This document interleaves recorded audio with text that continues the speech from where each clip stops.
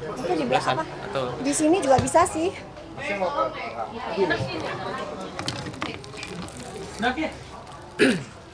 By the way, belum ngomong-ngomong, Assalamualaikum warahmatullahi wabarakatuh. Seperti biasa ya. Hai guys, ketemu dengan dokter detektif. Ya Allah, ini seumur-umur baru kali ini loh ikut kayak beginian. Ya Allah, tolong. Aman semua? Kok banyak amat ya? Oh, ternyata. Oh ya, luar biasa loh. Makasih loh. Maaf ya, mic-nya nyala tuh. Oke, nyala.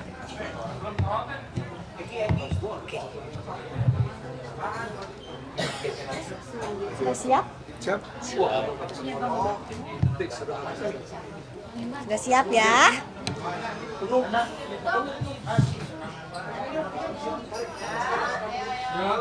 Sudah? Ya. Diulangin lagi ya. Assalamualaikum warahmatullahi wabarakatuh. Teman-teman, seperti yang teman-teman ketahui ya, nanti tolong hening dulu ya, hening dulu. Soalnya suaranya dokter kayaknya udah pada mau habis nih ya, karena memberikan keterangan ya. Jadi dokter di sini please banget agak tenang gitu ya. Oke. Di sini dokter kedatangan senior-senior yang sangat dokter hormatin dari LBH, Lembaga Bantuan Hukum Kesehatan Rakyat atau dokter singkat LBH Kesra. Seperti yang teman-teman tahu, kemarin dokter sudah mendatangi di undangan ya, dari undangan Badan POM, dan beliau ada salah satu pesan Kepala Badan POM yang terhormat Profesor Dr. Taruna Ikrar M. Biomed PhD. Kalau ini PhD-nya bener guys, dapetinnya susah ya, bertahun-tahun gitu ya, karena beliau memang dan beliau itu dokter baru tahu beliau adalah aktivis gitu. Prof, hai Prof Taruna. Jadi di sini dokter mengikuti saran beliau untuk melaporkan. Itu suara bisa dikecilin kagak ya? Kayak dengerin suara sendiri itu. Ya, oke. Jadi melaporkan DRL atas pelanggaran kode etik diduga dilakukan oleh beliau beberapa waktu yang lalu. Dan laporan ini ditindaklanjuti oleh LBH Kesra. Hari ini, pagi ini, laporan dokter sudah diterima oleh MKEK. Tepuk tangan dong akhirnya. MKEK. Nanti untuk kelanjutannya, waktunya dokter akan serahkan ke senior dokter, Dr. Ediman, dok. Silakan, perkenankan. baik, terima kasih dokter. Ya, selamat sore rekan-rekan media. Kami dari Lembaga Kesehatan Rakyat. Sebelumnya kami sempat bertemu dengan dokter membahas kegaduhan yang selama ini terjadi baik di media sosial maupun di luar media sosial. Kami berdiskusi bagaimana kita melakukan edukasi ke masyarakat. Kemudian kami menyarankan ke dokter untuk, karena kaitannya dengan organisasi profesi atau profesi tenaga kesehatan dalam hal ini dokter, maka kami menyarankan agar ini dikembalikan ke ranah profesi, dalam hal ini profesi dokter. Sehingga di dalam profesi dokter itu mempunyai nilai-nilai tertentu yang nanti akan dilakukan evaluasi terhadap apakah terjadi pelanggaran etik atau pelanggaran disiplin. Nah, pada tahap ini kami melakukan pendampingan terhadap dokter terkait dengan dugaan terjadinya pelanggaran etik. Karena yang bisa menilai pelanggaran etik atau disiplin tentu ranah profesi. suatu komunitas yang mempunyai, tadi saya sampaikan, nilai-nilai tertentu, ukuran-ukuran tertentu yang nanti akan melalui suatu proses bagaimana seseorang itu apakah benar melakukan pelanggaran etik atau tidak. Seperti itu, Dok. Oke. Di sini Doktif ingin bertanya nih kepada Dr. Edi. Dok, apakah etis seseorang yang memiliki profesi dokter melakukan flexing? Monggo Dok. Ini nggak ada briefing ya guys, jadi pertanyaannya nggak Doktif tanyakan. Sekarang ditanyakan ke Dr. Edi. Monggo Dok, silakan Dok. Baik, terima kasih Dokter. Jadi kalau kita bicara profesi dokter, tentu kita mempunyai kode etik. Kode etik itu ada di Kodeki tahun 2012 yang diterbitkan oleh salah satu organisasi profesi, dalam hal ini IDI. Nah, ada poin-poin terkait dengan kaitannya dengan kode etik terhadap secara umum, terhadap sejawat, terhadap pasien maupun terhadap diri sendiri. Nah, salah satu poin yang kaitannya yang tadi Doktif tanyakan memang ada di poin tersebut. Nah, tentu kalau kita bicara etik itu kaitannya dengan sesuatu yang private. Jadi kita tidak bisa melakukan penilaian di fase awal ini. Tentu itu akan ada evaluasi, pemeriksaan, klarifikasi oleh MKEK. Seperti itu. Oke. Jadi, Doktif juga memohon untuk teman-teman dokter untuk tidak lagi melakukan flexing, ya. Kita kembali lagi ke kehidupan dulu, bagaimana sebenarnya seorang dokter. Dokter juga koreksi diri sendiri juga, mungkin kemarin-kemarin kenceng gitu ya. Tapi semuanya Doktif berharap untuk kebaikan seluruh masyarakat Indonesia, gitu. Mungkin ada tambahan dari LBH, silakan. Oh iya. Boleh, mangga.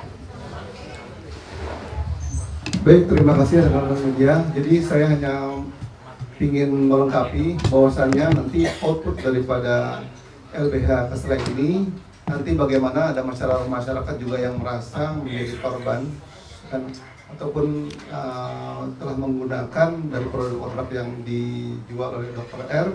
Kami membuka crisis center ya kan, untuk bisa dapat melaporkannya ke kami sehingga nanti dari tim LBH Kesra akan mengadvokasi.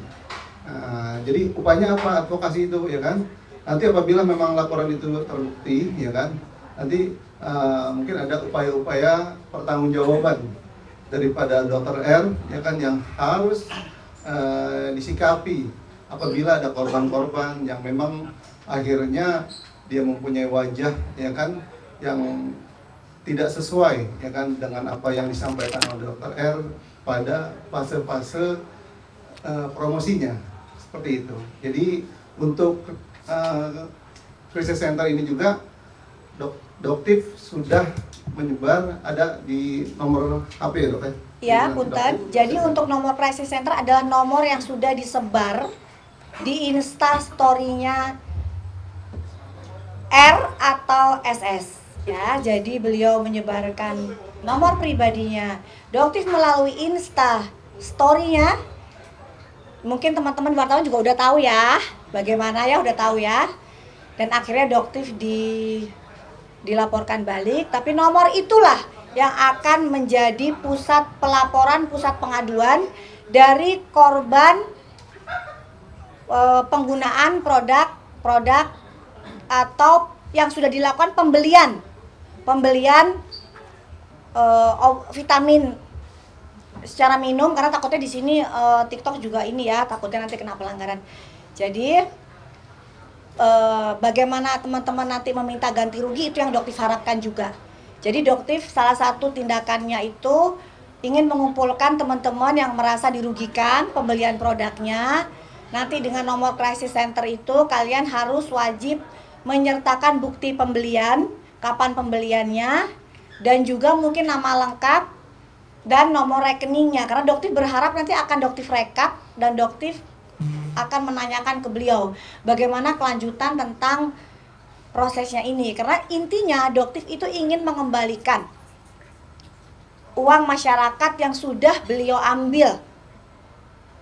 Jadi ini akan menjadi pelajaran bahwa seperti apa sih profesi dokter yang memang ingin menjadi pengusaha. Doktif, coba Doktif tanya, dokter, boleh nggak seorang dokter itu menjual produk dengan harga yang wajar, yang normal, boleh tidak diizinkan dalam profesi dokter?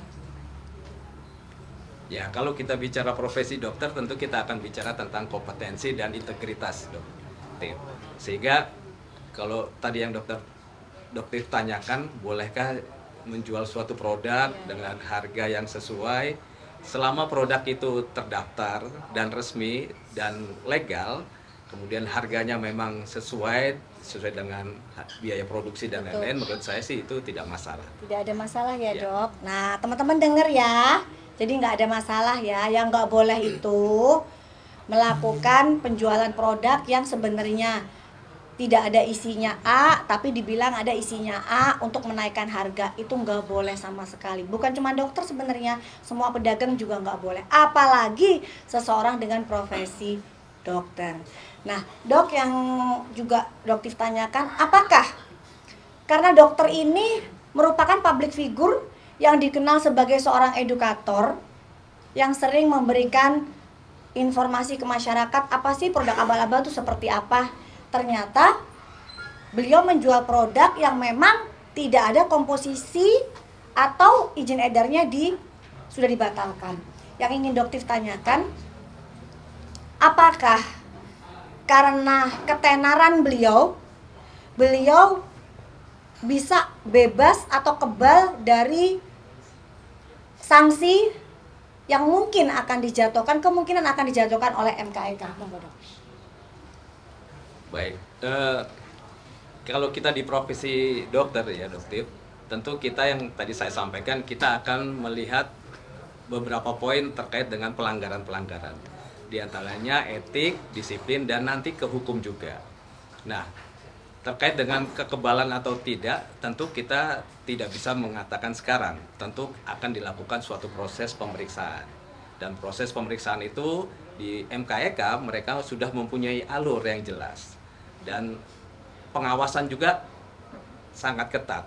Jadi tidak sembarangan seorang bisa melakukan intervensi ke MKEK untuk mempengaruhi keputusan tersebut. Karena itu suatu proses yang sifatnya kolektif dan tidak berdiri sendiri. Iya. Sehingga objektivitas saya rasa itu menjadi suatu yang utama di MKEK, dan saya paham di sana orang-orangnya berintegritas. Karena mereka mengutamakan kejujuran dan kebenaran untuk menjaga marwah profesi dokter. Betul. Jadi dipastikan ya Dok ya bahwa MKEK tidak akan diintervensi oleh pihak manapun. Ya. Ya, oke guys ya. Mungkin ada pertanyaan lagi dari teman-teman. Sekarang silakan waktunya untuk dipersilakan para wartawan yang mau tanya. Sudah? Boleh tanya apa aja? Boleh. Yang berkaitan dengan ini ya, yang berkaitan dengan pelaporan dugaan pelanggaran kode etik yang dilakukan oleh DRL. Nah, itu terkait pelaporan itu. Kemarin kan dari Polsek ke Polda, lalu melaporkan tentang eksekusi dan segala macamnya. Oh, untuk itu nanti kita bahasan next kedua. Iya, betul. Nanti untuk itu. Ada yang mau tanya? Oke. Tadi sempat disebutkan bahwa ada upaya untuk mengembalikan uang para konsumen. Apakah memang sejauh ini ada pelaporan yang masuk, atau memang dari pengamatan dari Menteri Sosial barang yang dijualkan oleh itu tidak sesuai dengan apa yang dikandung di dalam? Kalau memang iya, ada berapa banyak pelaporan atau aduan itu yang ditemukan? Oke, jadi untuk pelapor itu Doktif lihat dari aduan-aduan yang Doktif baca di medsos, ya. Jadi cukup banyak. Dan untuk produknya itu kan ada beberapa yang memang sudah disita, diambil oleh Badan POM. Dan ada juga produk yang izin edarnya sudah dibatalkan, tetapi masih beliau edarkan. baru kemarin yang sempat juga heboh oleh sepasang suami istri ya, DRL dan istrinya. Itu sementara itu sudah dipastikan nomor NA-nya dibatalkan. Jadi jangan ada lagi perdebatan di medsos bahwa produk itu masih ada NA-nya, bla bla bla. Sudah dibatalkan per 31 Desember 2024. Ya, jadi untuk DRL dan para teman-temannya, tolong ya didengarkan ya. Produk yang kamu jual di tanggal 10 Januari 2025 yang dijual oleh istri DRL itu adalah produk yang tidak memiliki izin edar. Intinya apa? Produk tersebut ilegal.